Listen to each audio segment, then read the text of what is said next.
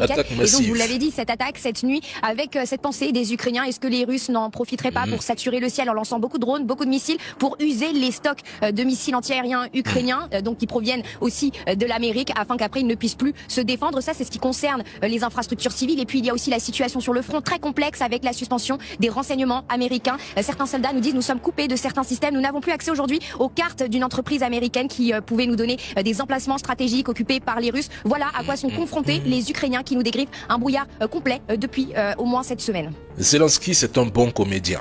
Maintenant que les Américains ont suspendu leur aide militaire, plus de renseignements, plus de soutien, plus rien, il implore une nouvelle fois la Russie d'accepter une trêve aérienne.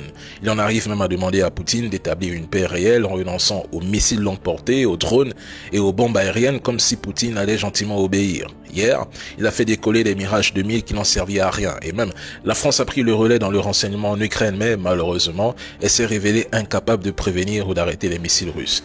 Et c'est avec ça que Macron prétend sauver l'Ukraine ou battre la Russie? Poutine, lui, teste l'Ukraine privée de soutien américain, et le résultat saute aux yeux. Sans Starlink, ils sont totalement désarmés, comme Trump l'avait prédit. Sans lui, Poutine pourrait finir cette guerre en quelques semaines. Et c'est exactement ce qui est en train de se passer dans le Donbass.